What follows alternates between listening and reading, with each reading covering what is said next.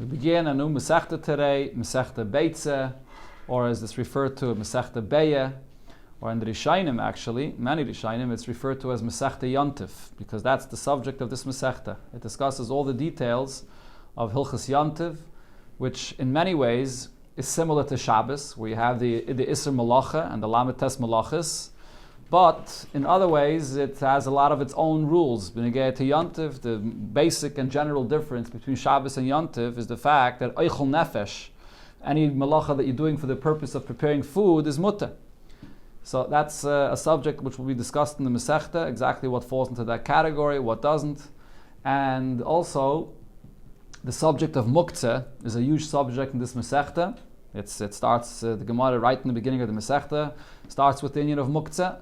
And throughout the Masechta, the famous machlokes of Rab Shimon and Rab Yehuda that we learned in Masechta Shabbos many times. Rab Shimon holds that there's no muktzeh in many cases, or maybe even in most cases, and Rab Yehuda does hold of muktzeh.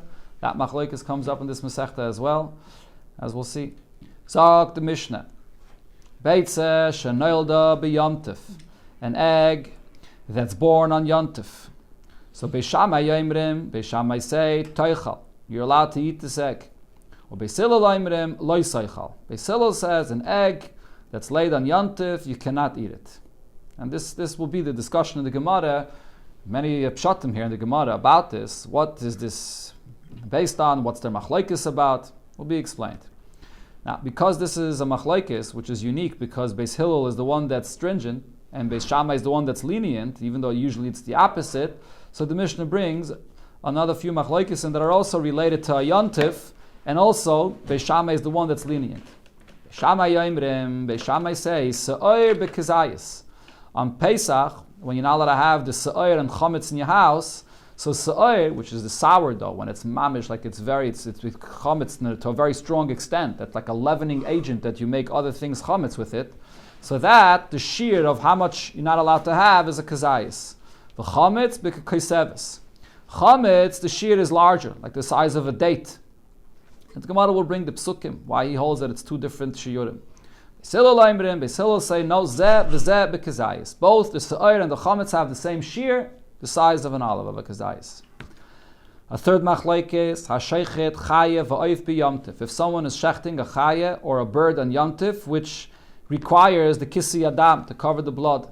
Beis Shammai Yomrim, Beis Shammai say, yachbar b'deker v'yachase. That on yomtiv you're allowed to take a shovel and dig with it and cover the blood. Beis Hillel Yomrim, Beis Hillel say, lo yishchait, you should not shecht on yomtiv, elam kain hayalei afar mucha mebayid yom, unless you have the earth available from before yomtiv to be able to cover it. So that's, the Gemara again will also explain what the pshat of this machlokes is. Umaidim, Beis Hillel will agree, she'im shachat b'diavad, once you did shecht already, so then sheyachbei b'deker v'yachasa, that you could take a shovel and dig and take the earth to cover what you shechted. So b'diavad it could be done. Another thing the Mishnah says, she'efer kira muchanu, and also if you want to use from the ashes that there is by an oven, so that's considered to be prepared for this, to use it, to be able to cover the shechita, the blood of the shechita, and therefore, according to Beis Hillel, that could be used also on Yontif. Zok Gemara, b'sobemai askinon. The first machlokes of the Mishnah regarding a beitza shenoilda b'yomtiv. What kind of a chicken are we talking about? Are we talking about a tarnagailes, a chicken that's set aside for shechting it and for eating it? And that chicken laid an egg on Yontif. If so, the question is, my tamayu de Beis Hillel, why would Beis Hillel say that you can't eat this egg that was laid on Yontif? Uchle de ifrisu. This chicken itself was already food that was designated to be used on Yontif, and the egg that comes out of this chicken is food that got separated. The word ifris means separated. It got separated from food. In other words, there's no issue of muktzeh. This is a chicken that you're allowed to shecht on Yontif. It was designated for eating on Yontif, so there's no issue of muktzeh. And now the egg is food that's coming from the food. So it's part of the same entity. So why shouldn't you be allowed to eat this egg that was laid on Yontif? Hello. So then what are we speaking about? This is the tarnagailes that you have being used for laying eggs. But the tarnagolis itself, the chicken itself, you're not eating on Yontif. So therefore it's muktzeh. In your mind, you're not planning on shechting it, on eating it on Yontif. So if this chicken is muktzeh, so the mai tamayu de beishamai. So what's the reason of beishamai that says that you're allowed to eat this egg that was laid on Yontif? It's coming from the chicken, which is muktzeh. So muktzeh, the egg is also muktzeh. So that's the question here. Either the chicken is muktzeh and the egg is muktzeh, or the chicken is food and the egg is just food that's coming from this food, so it's not muktzeh. So the Gemara says, Dilme beishamai les luhu muktzeh. Maybe Beishamai does not agree to the whole Isser of Muktzeh. That's the basis of Beishamai's opinion. He holds that Muktzeh is not an issue. As the opinion of Rab Shimon is, that as Rashi here brings, Rab Shimon does not hold to the concept of Muktzeh. The example that Rashi brings from the Gemara in Shabbos is if you have a candle, or you have oil that was burning on Shabbos and then it went out and you have the leftover oil, according to Rab Shimon, you're allowed to use the leftover oil for yourself on Shabbos. Even though when Shabbos came in, it was already designated to burn for the candle and you weren't able to use it, so it was muktzeh, but Rab Shimon doesn't hold it muktzeh. Rab Shimon says you can use it. So the same thing over here, maybe Beishamai holds like Rab Shimon that there is no muktzeh. So what's the question? We know about this opinion of Rab Shimon, so it's simple. Beishamai does not hold of muktzeh. So the Gemara explains why this question was asked. Because Kasol Kedaitin, the one that asked this question, his opinion was that Afila Mandashari b'muktzeh, even the one, which is Rab Shimon, that says that muktzeh is allowed, but b'noilad aser. When it comes to noilad, which is something that's born, that comes into existence today on Shabbos or on Yontiv, even that opinion that doesn't hold of muktzeh says that noilad will be aser. Because noilad is much worse than just a case of muktzeh. Muktzeh is something that exists, it's here. Elamai, the word muktzeh means that you put it aside. When Shabbos came in, you weren't planning on using it. And there's various different levels of muktzeh, different scenarios of muktzeh. It's something you don't want to use on Shabbos because of chisar and kis, or because of mios, or because of isser, all kinds of reasons why you decided not to use it. But papayil, it's something that's here, that exists when Shabbos came in. So then you could say Rab Shimon holds that even something that usually a person doesn't plan on using, but it exists, and therefore we say that in his mind, when he wants to use it in Shabbos, he intended to use it. So there's no muktzah according to Rab Shimon. But noilad is something that just came to existence right now. So even the opinion that doesn't hold the muktzah says that noilad is still aser. And therefore he asked the question, my tamai de Beishamai, what's the reason of Beishamai that says that you can eat this egg? This egg is noilad. It's a much stronger level of muktzah if it was just born today. So Amar Rav Nachman, so on this, Rav Nachman answered and said that lo'olam betarnagoyles ha'medes legadol beitzim. We're talking over here about a chicken that was set aside to lay eggs. And therefore this chicken is muktzeh. You're not going to be using it to eat in Yontif. Or the islay muktzeh. Now the one that holds that there's an issue with muktzeh, islay noilad, also holds that there's an issue with something that's born on Yontif, because that's muktzeh. Or the leslay muktzeh. Someone, the opinion, which is Rab Shimon, that does not hold of the subject of muktzeh, leslay noilad. He also doesn't hold of the issue of noilad. Rab Shimon does not hold of muktzeh, even in a case that it's a new entity that comes into being on Yontif or on Shabbos. So therefore, there's no muktzeh b'chlal. So that's the basis of Rab Shimon, of Beis Shammai's opinion. So Beis Shammai kirab Shimon. So that means that Beis Shammai follows Rab Shimon's opinion that there's no muktzeh. Or Beis Hillel kirab Yehuda. And Beis Hillel follows Rabbi Yehuda's opinion that says that there is an issue with muktzeh. That's their machlokes over here. The same machlokes is Rabbi Shimon and Rabbi Yehuda regarding muktzeh. Yeah, correct. So the Gemara is explaining. The one that asked the question held that there's a svara to distinguish between noilad and muktzeh. But Rav Nachman says, from this Mishnah we see that there's no distinction. If you hold the muktzeh, you hold the noilad. If you don't, then you don't. We're quoting here an answer of Rav Nachman. But is this what Rav Nachman said regarding the opinions of Beis Shammai and Beis Hillel?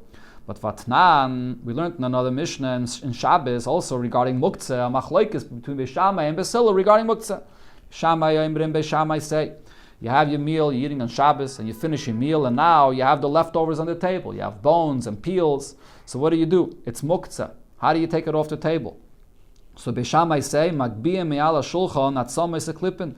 You're allowed to pick up the bones and the peels from the table and remove it from the table. In other words, Beis Shammai says there's no issue of muktzeh. Beis Hillel and Beis Hillel say, Mesalek es atavla kula. You're going to have to pick up the whole board of the table that the things are on, and that's how you remove it. Umenara, you shake it off. you can't touch the peels or the bones itself because it's muktzah. You have to pick up the whole tavla. And as the Mefarshim explain, that the Tosfos here actually says, usually there's a concept called basis l'davar ha'asr, that it's a base for the peels and the bones, which is a davar ha'asr, so the whole base becomes muktzah. You can't pick it up and shake it off. Elamai, the answer is, there's a few answers. Tosfos says over here it was a basis for a davar ha'asr and mutter, because the table had food on it. So it's not just a basis, it's not just a base for a davar ha'asr. So what do we see over here? That Beis Shammai, in the Girsa that we have in the Mishnah, Beis Shammai is the one that does not hold of muktzah, and Beis Hillel does hold of muktzah. But then on this, V'amar Rav Nachman came and reversed the opinions. Anu ein lanu, we hold the opposite. Ela Beis Shammai k'Rab Yehuda. Beis Shammai holds like Rab Yehuda that says that there is muktzah, so you're going to have to take off the whole board and shake it off. Or Beis Hillel k'Rab Shimon. Beis Hillel is the one that held like Rab Shimon that there's no muktzah. So right over here you see that Rav Nachman changed the Girsa in that Mishnah to say that Beis Shammai is like Rabbi Yehuda and Beis Hillel is like Rab Shimon. So how is Rav Nachman saying regarding our Mishnah that Beis Shammai holds like Rab Shimon that there's no muktzah and Beis Hillel holds like Rabbi Yehuda that there is muktzah?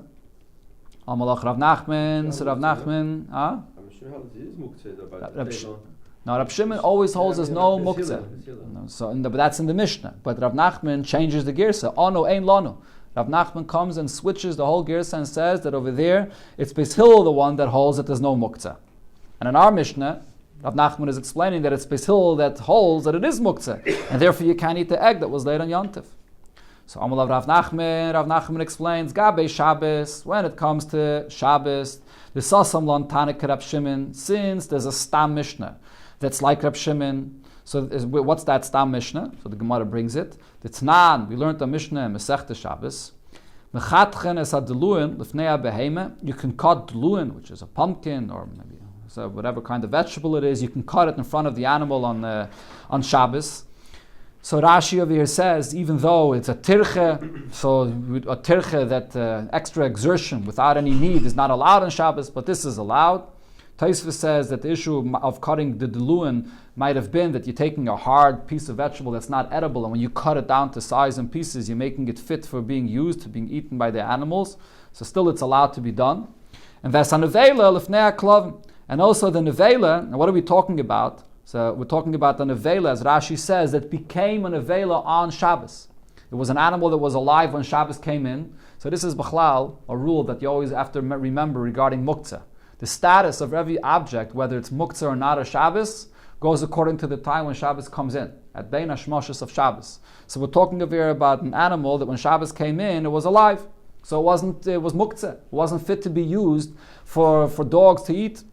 Right? So then what happened? It died on Shabbos. So now it became fit to be used on Shabbos, but it was muktzah from when Shabbos came in.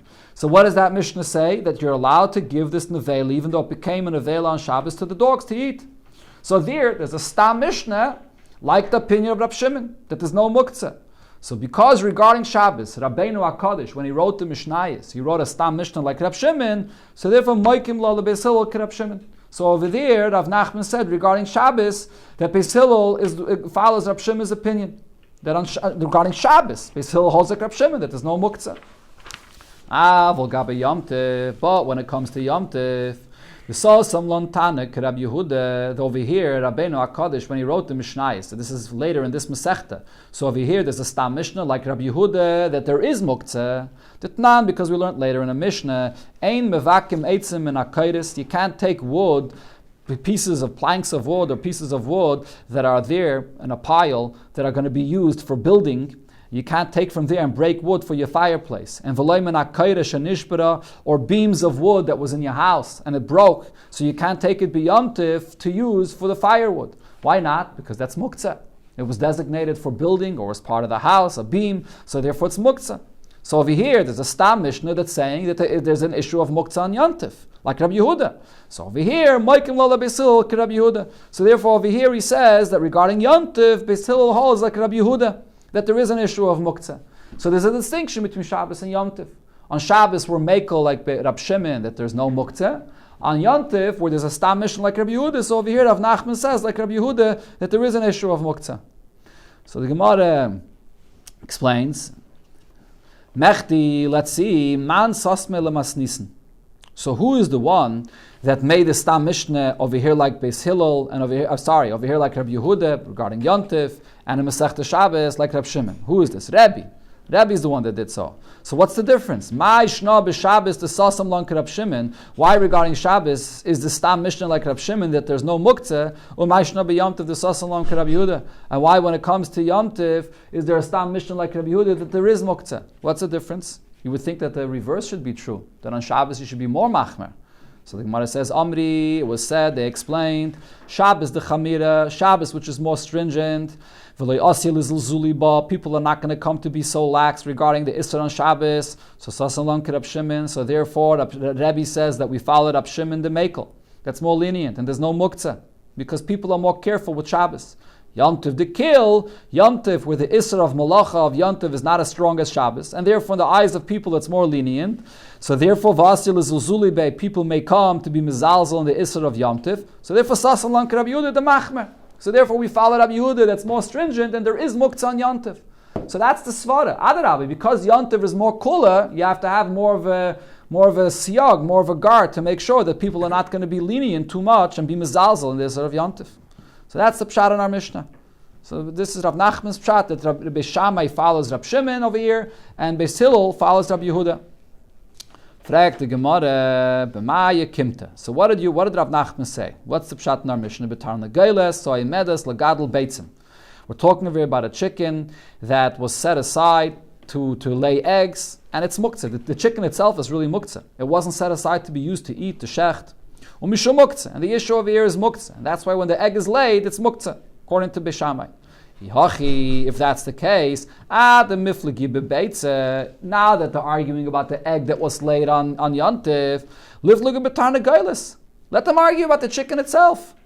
The chicken itself that was set aside to be used to lay eggs, are you allowed to change your mind and decide to go ahead and shecht it or not? Is there an issue of muktzah or not? Answers the Gemara, Lo Diyacha Koichan de Beis Shammai. The Mishnah is saying the case when the egg was laid on Yontif to show you how far Beis Shammai's opinion goes. The B'nailat Shari, that not only the chicken that existed, that's here, when Yontif came in, that there's no issue of muktzah, but even the egg that was born today, just came into the world today, still Beis Shammai says there's no muktzah. So it's coming to show you how far Beis Shammai's opinion goes. Frag the Gemara, maybe show me how far Beis Hillel opinion goes.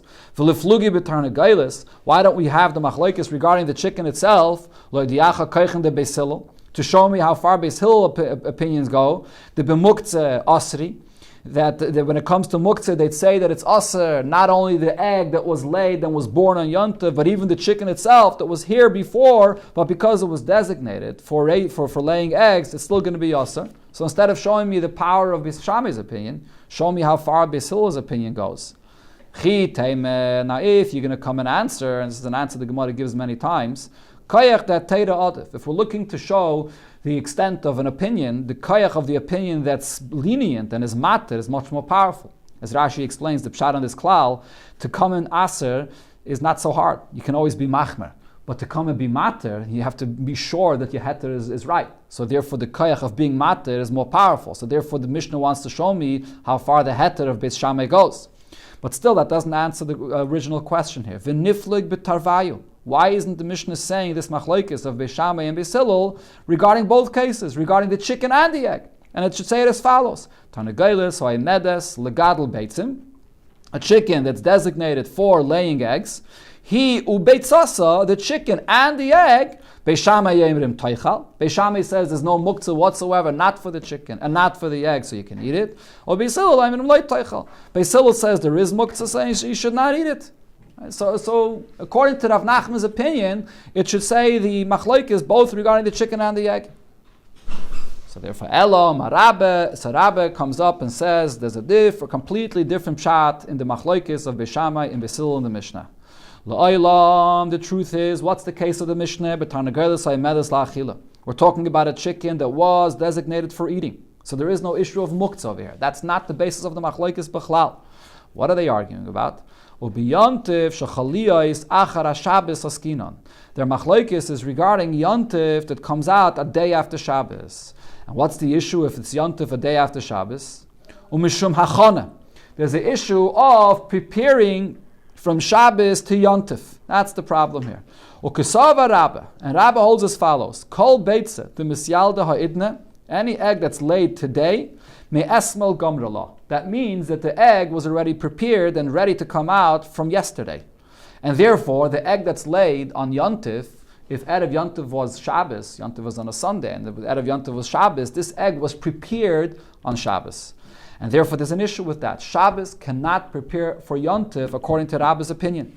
The Rabba l'taimei, Rabba follows his opinion that he said. Omar Rabba explains. What is the meaning of this that it says by the month? V'hoya b'yoyim hashishi, and it's going to be on a Friday. Ve'echinu es asher yaviu, and you're going to prepare. You have the man that you bring for Shabbos. What you learn from this pasuk is chayil meichin l'Shabbos. A weekday could prepare for the Shabbos, v'chayil meichin l'Yomtiv, and a weekday you prepare for Yomtiv, but v'ein Yomtiv meichin l'Shabbos. On a Yomtiv, you're not allowed to prepare for Shabbos, and v'ein Shabbos mechin l'Yomtiv, and a Shabbos is not allowed to prepare for Yomtiv. That's Rabbi's opinion. Right, so in other words, even though in that pasuk by the man, it's talking specifically about Shabbos, but every Yontiv is also called Shabbos, as Rashi here says, Yomtiv nami kari Shabbos, and therefore the Suda of Shabbos and the Suda of Yontiv that has a certain cheshivus, and you prepare for it, that's a Suda that the pasuk says that you can't prepare from Yontiv before, or on Shabbos you can't prepare from the Yontiv before. It has to be prepared during the week. This is specifically a unique opinion of Rabbah. We don't paskin like Rabbah in this, really.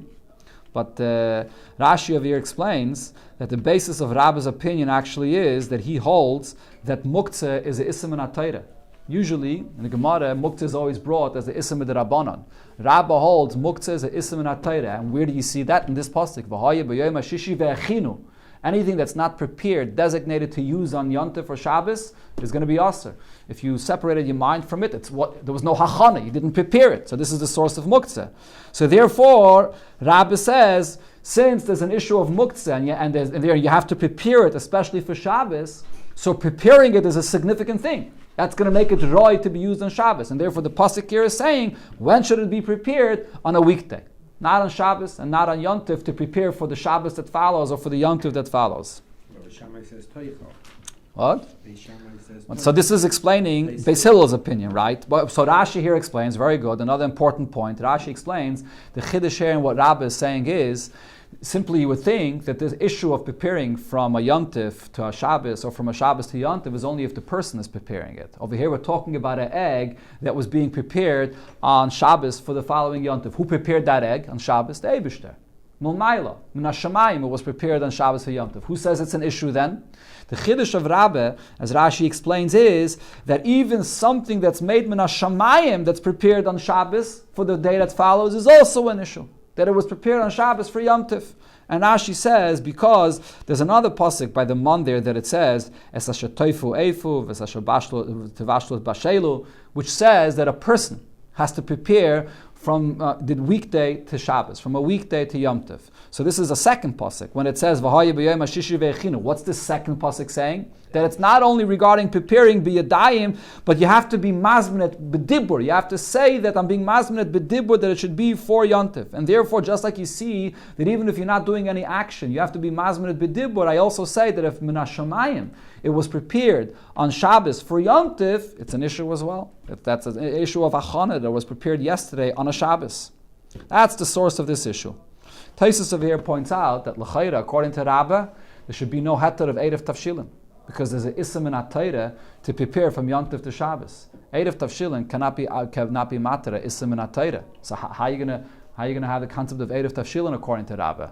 And Taisus' answer is because even according to Rabbah, if you're preparing something on Shabbos and it was for the purpose of Shabbos, on Yontif that is, if you're preparing it on Yontif and it was for the purpose of Yontif itself, like the Gemara later says, because if guests show up, if guest shows up, you're going to use it for the guests. So therefore then the leftovers could be used for the following Shabbos. So according to Rabbi, if you prepare it early enough in the day, so therefore it's for the guests, so Rabbi will agree that there's no Isam in HaTorah. And that's why Erev Tavshilin helps. Okay, so that's the Taisus Bavarans regarding Erev Tavshilin. It has to be cooked before. Right, it has to be cooked and prepared early enough in the day. Yeah. Okay, So that's the basis of what the Mishnah was talking about. So according to this, it comes out that what's really the basis of the machlokes of Beis Shammai and Beis Hillel. So according to some Mefarshim, they say the pshat of the machlokes is this chiddush of Rabbah, that even a hachanim and a shamayim is an issue. So Beis Hillel says, yeah, the hachanim and a shamayim of Shabbos to Yontiv is an issue. And Beis Shammai says, even if achana is an issue, but that's only if a person prepares it. Not a hachanim and a shamayim like an egg that was prepared on Shabbos and it was laid on the Yontiv. Amalei Abaye, so Abaye says, Ela meyata, if so, Yontiv ba'al metishtiri.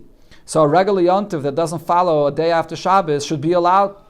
Right? And his question is, in the Mishnah, it doesn't say we're talking about a Yontiv that followed after Shabbos. You're telling me that the issue over here is the Yontiv that comes after Shabbos. But in the Mishnah it says, Stam, Beitza Shanel de Yontiv. Answers the Gemara, on a regular Yontiv there's a Gzeira. Gzeira mishum Yontiv acha Shabbos. The Gzeira is because of a Yontiv that comes after Shabbos. And then there's an issue. So therefore they made a Gzeira for every Yontiv not to use the egg. Fragt the Gemara, Shabbos the Alma Tishtiri. On a regular Shabbos, when an egg is laid on Shabbos, it should be allowed. On a Shabbos, there should only be an issue if there was a day of Yontiv before and the Yontiv prepared for the Shabbos. So again, the Gemara says, Gzeira mishum Shabbos acha Yontiv. Then there's a Gzeira because of Shabbos that comes after Yontiv. Therefore they said, an egg that's born on Shabbos or on Yontiv, it's Asr. Because they don't want you to ever use an egg that was prepared the day before, in case it would be a Shabbos the day before or a Yontiv a day before. Frag the Gemara, but do we make such a kind of Gzeira? Do we say that because there's a case that it would be also we make such a kind of Gzeira? But Vatanya, we learned in the Beitza, Hashaykhet es a tarnageiles, a person that shechts a chicken on Yontif. Right? You're allowed to shecht, you can prepare the food on Yontif. Umatzaba beitzim gemurais. You find in the chicken, ready eggs prepared. Mutarais la'achlam beYontif. You're allowed to eat them on Yontif, even though those eggs were prepared from yesterday. Ve'emise, if it's true, ligzar mishum hanach de misyaldim b'yeimeya. If it's true that we make a gzeira because on a regular Yontif, because it might be a day where there's Shabbos before, and you're going to come to confuse them, so over here you should also make the gzeira. When there's a Beitza Shanel de B'Yomtiv, there should be a Gzeira because of the case where when there's a Beitza that's found inside the chicken. When you shechted it, why don't we ask that? Because of a Gzeira in a case where there's going to be a Beitza Shanel de B'Yomtiv. Just like we make a Gzeira on a regular Shabbos, on a regular Yontif, because there could be a Yontif and a Shabbos that follows after a Yontif or a Shabbos the day before, why don't we make the Gzeira over here regarding this chicken that you shechted and there was an egg inside? When you shecht a chicken, and there's an egg inside the chicken, there is no issue of achana. Over here, the chicken is part of the egg inside the chicken. When you shechted it, you can eat the entire chicken, you can eat the egg, there's no issue of achana. The issue of achana is when it's nailad, when it's born. Right? But the Gemara is still asking, there should be a gzeira. Just like you said, there's a gzeira on a regular yontif and a regular Shabbos. Amalei, so he answered him, Beitzim gemurais b'mei iman, to shecht a chicken and to find full eggs inside, milsud le'shchichi, that's very uncommon. Milsud le'shchichi legazr be'rabbanan. We have a rule, anything that's not shchiach, the Rabbanan don't make a gzeira. So in that case, there's no gzeira. But for a yontif to fall out a day after Shabbos, or a Shabbos to fall out a day after yontif, that's something that's pretty common. So for that, Chachamim made a gzeira for every Shabbos and every yontif that you're not allowed to eat the egg that's nailed on the yontif. Okay, so this is Rabbi's pshat in the Mishnah. There's a machlokes here based on the concept of achana, that Rabbi was machadish, that you can't prepare for a Shabbos or a Yontif from the day before unless it's a weekday. Rav Yosef Amar, Rav Yosef has a third pshat in the Mishnah.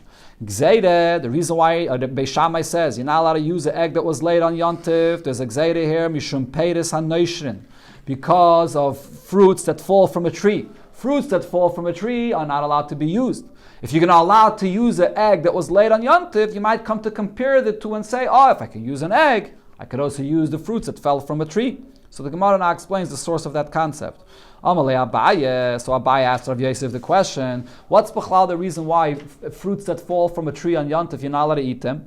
The reason for fruits that fall from a tree, what's the reason you're not allowed to use them?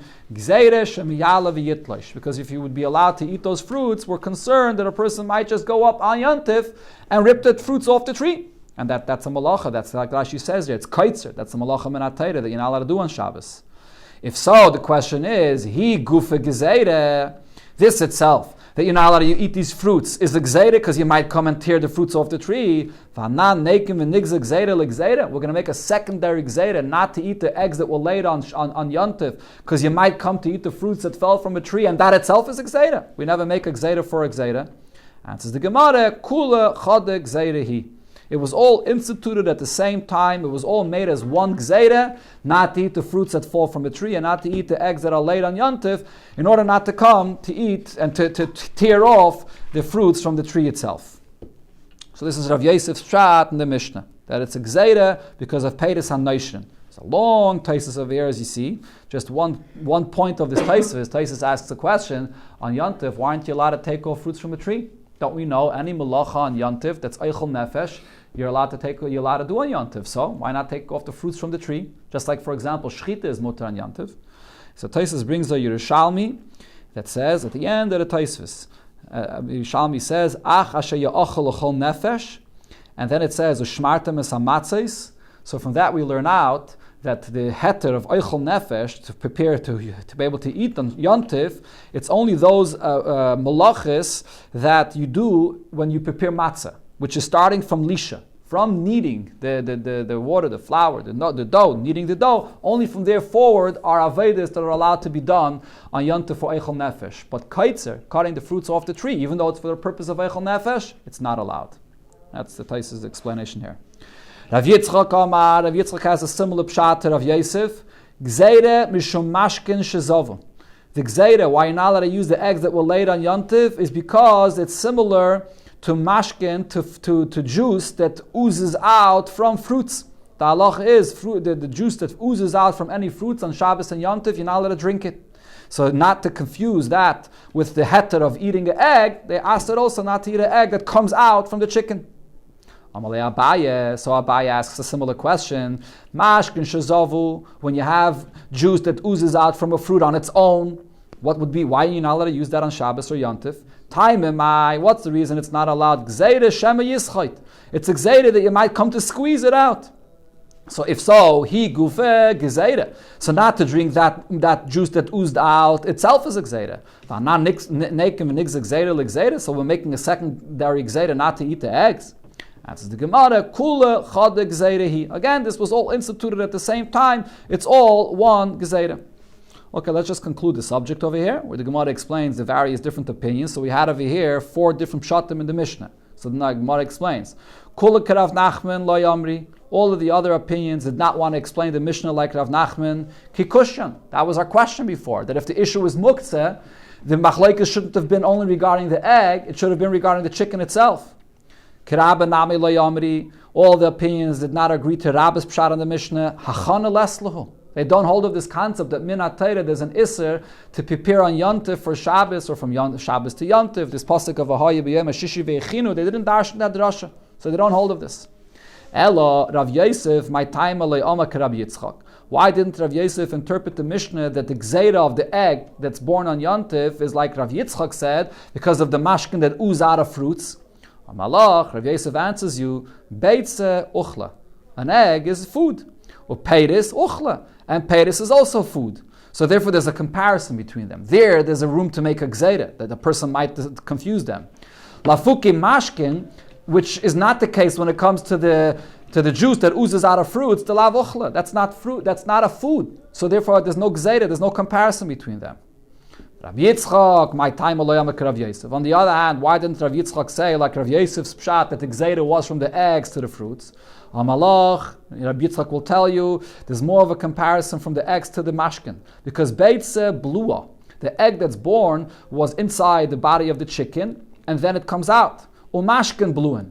And also the juice that oozes out of the fruits is inside the fruit and it comes out. So therefore there's a comparison between them, and a person might think that if the egg is mutter, the mashkin is mutter. Lafukipedes, which is not the case when it comes to fruits, the megalo v'kaimu.